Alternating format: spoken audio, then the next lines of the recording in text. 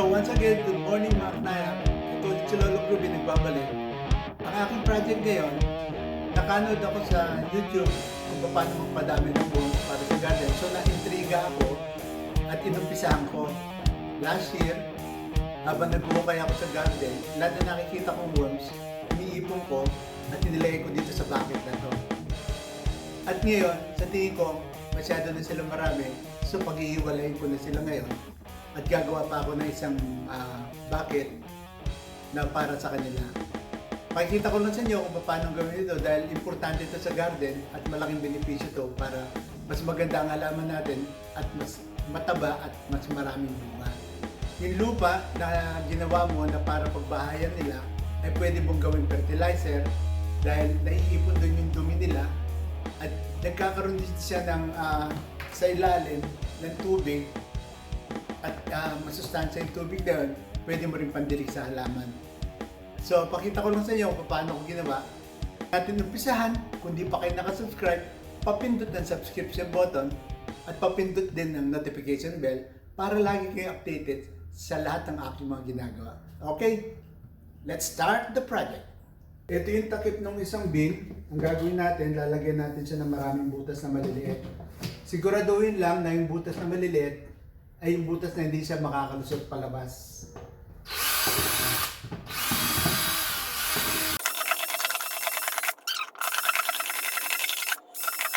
Bali, dalawang bucket ang kailangan natin, dalawang timba.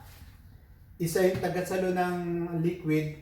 Ito naman, dito natin ilalagay yung lupa at yung ating worms. Pero bubutasan din natin siya na maliliit.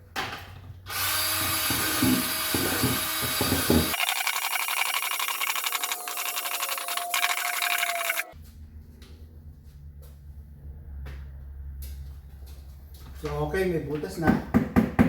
Gusto lang natin yung plastic. Kukunin ko na yung worms dito. Ihiwalay ko na dun sa lupa para mapagbukod na natin siya. At ito yung naiipon na tubig sa ilalim ng timba. So pwede nyo rin pandilig sa halaman yan. So titignan natin kung gaano karami alaga natin yan. Yan. Naku, dami na pala nila. Ito ang gagamitin kong lupa. Mushroom compost. At saka haluan ko siya ng konting buhangin para ang drainage ng tubig maganda at hindi mag-i-stack yung tubig dun sa ginagawa natin.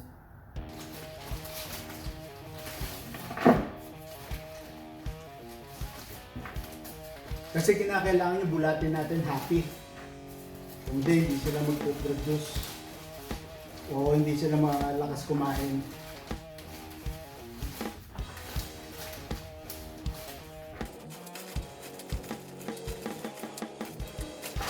Kasi yan, ihalo ko ng buhangin.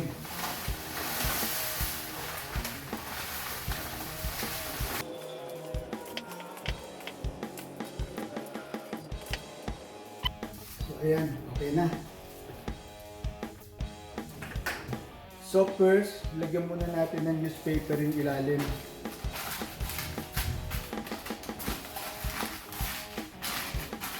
Tapos nag-shred ako ng mga cardboard. Ito, cardboard. Lagyan natin ng konting cardboard.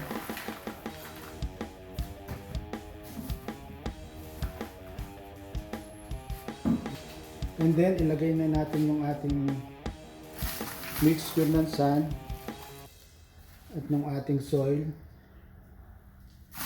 yung compost na mushroom soil. Kung meron kayong peat moss na may lupa, mas maganda yata yun, peat moss na may lupa.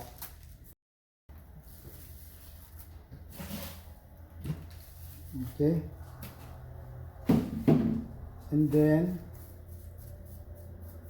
yung ating soil again. Lagyan natin ng soil. Tabunan ulit natin.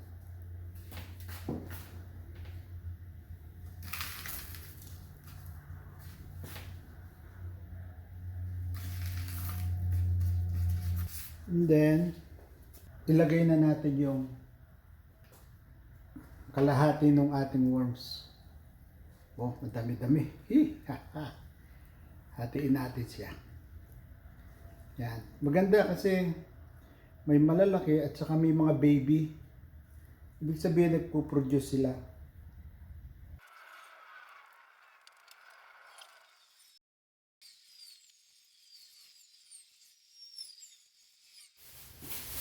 Ngayon pumasok na sila dun sa lupa, lalagyan ko na sila ng konting food scrap sa ibabaw.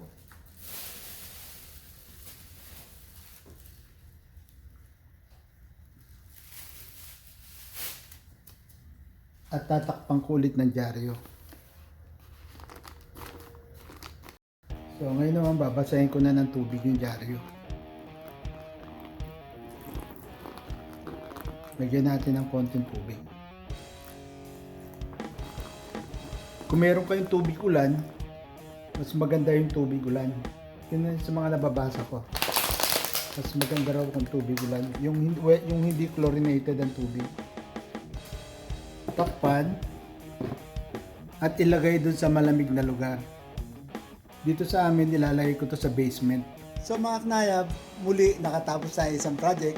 Pag ganun lang, natapos na natin yung ating worm bin. At ito na sila, masaya na sila sa basement. Dito kasi malamig sa basement. So ang mga worms kasi gusto nila yung malamig na lugar para dumami sila at tumaba.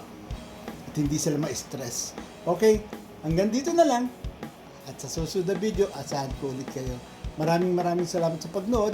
At kung bago ka lang sa channel ko, please subscribe and put the notification bell for more videos. Okay, God bless everybody. Sana mapagpala ang inyong araw. Bye-bye. Enjoy the day.